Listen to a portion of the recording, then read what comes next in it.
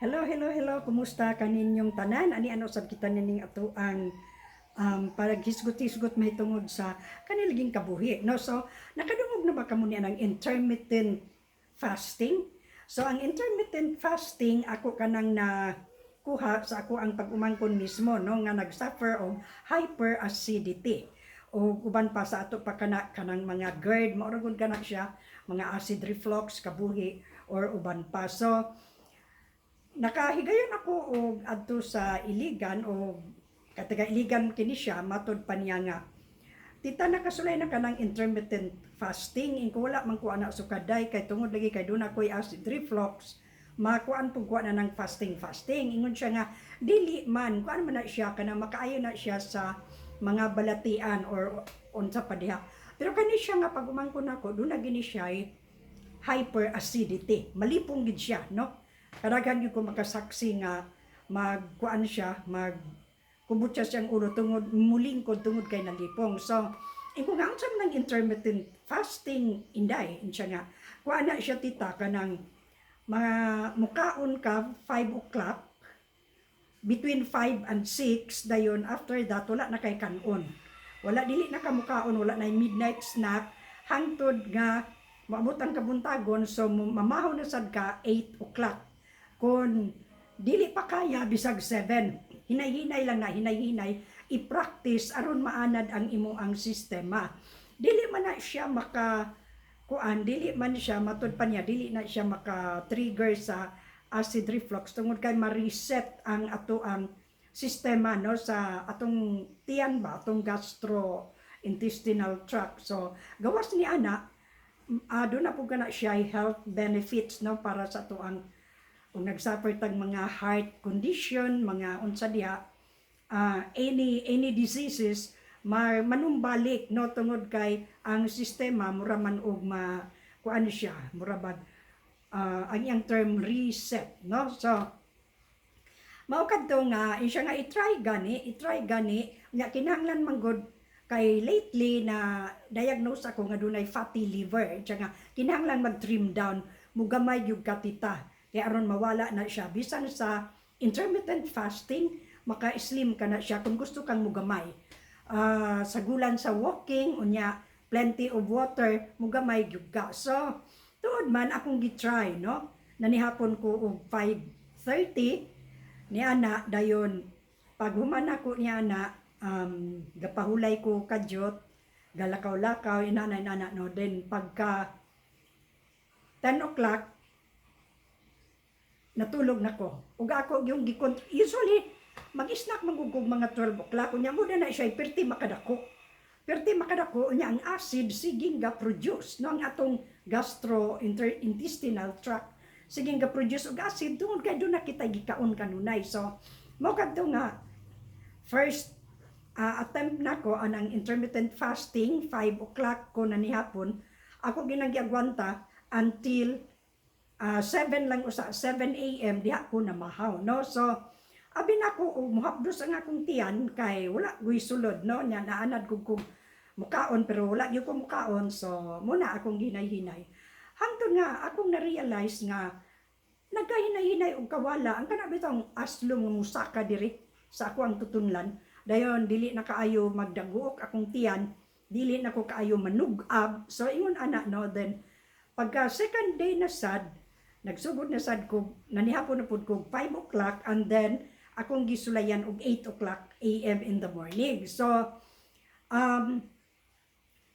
hours ang akong tiyan nga walay sulod no fasting for 15 hours mao kanang intermittent no murag 15 hours man gina siya so gikan og 6 o'clock so 7 8 9 10 11 12 13 12 1 2 3 4 5 6 7 8 no so 8 hours na himong 15 hours kana siya or 8 hours 8 o'clock man mamahaw so 15 hours gikan og 5 AM na 5 PM kayuring man lang ko so pagka third day ako na sad gisulayan 5 o'clock manihapon no then pagka 8 o'clock na sad mamahaw so wala gid to siya hangtod nga kuan man nawala, hinay-hinay nga na-control na ako, nya dili na sad ko gutmon. Then pagkagabi, wala na gyud ko intake, tubig na lang, tubig, purely tubig,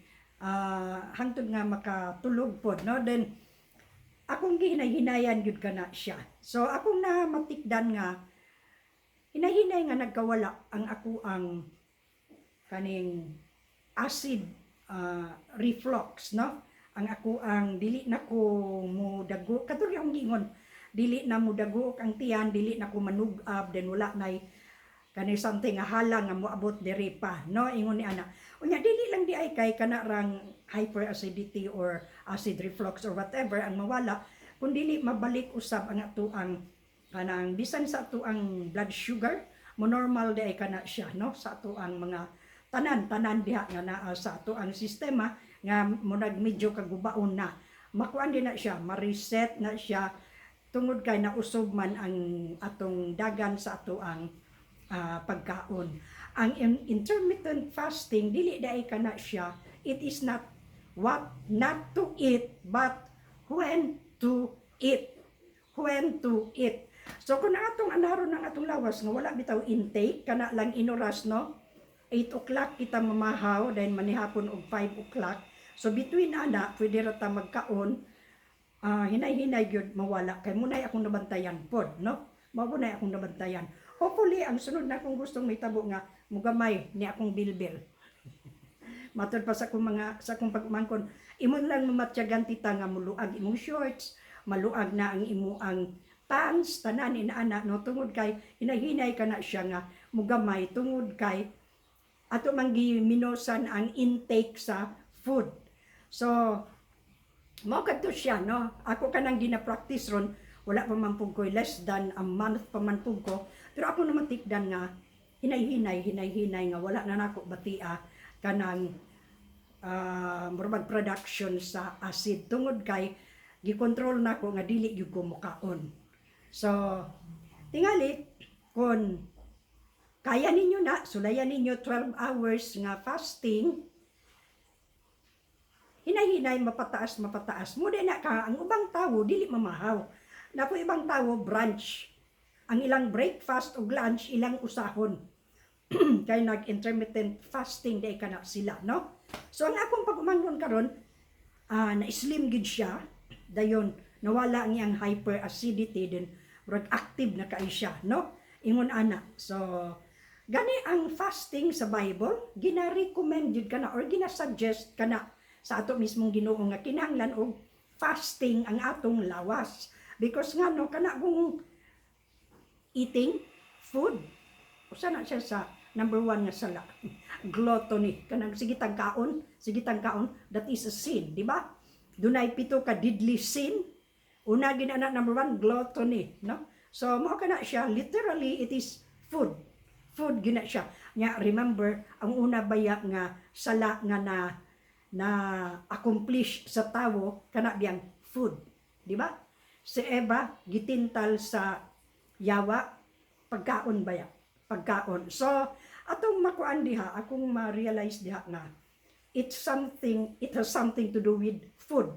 So kung nagka-daot-daot ang atong sistema tungod kana sa food that we eat, ang intermittent fasting is when to eat. So tingali mura kadto akong i-share karon, no? kana bang mukaon kita nga naagyoy oras ato yung igap ang ato ang tiyan, papahulayo na to kay sige lang kaon, siging kaon unya ang ato gipapong gipangkaon, mga fatty, mga oily, etc. So ang ako karon murag wala ko magbigay og pagkaon. It's when I eat. So manihapon ko between 5 and 6 p.m. After that, wala na gyud ko'y kanon. No more midnight snacks or whatever. O gutomon ko anang middle of the night, mainom na kong tubig. Pero makatulog na ta, dili naman ta gutomon, no? And then mamahaw ko 8 a.m. to break the fast. Fast, to break the fast. Munang break fast. No? So, ang ako mga pag-umangkon, brunch. Mamahaw sila alas 11, maniudtog alas 11. Munay ilaa. So okay man ang ilaang sistema. So mao lang kana karon ang akong sharing, hopefully makatabang pud ni ninyo no. Sulay lang, sulay hinay-hinay. Ayag i-abrupt pud kay makuratan pud niya mo no. Mingon na nalipong ko kay gigutom ko wala ko'y kaon. O inana hinay-hinay lang na. So akong response, intermittent fasting na ko gi-adapt karon. Manihapon ko between 5 and 6 p.m. Dayon musunod kog kaon ana alas 8 sa buntag the following day, no? So mao kana 15-hour intermittent fasting. So I hope do na tay nakuha ni adto. Salamat kaayo sa inyong mga padayunon nga pag sunod pud nato bisag gamay ra tuod ta pero at least nalipay ko, no? So at least doon ako i-share, no? Doon ako something to be left behind pohon ug unsay manghitabo aning ato ang kinabuhi ug kalibutan. So salamat kaayo hangtod sa sunod. Love you all guys.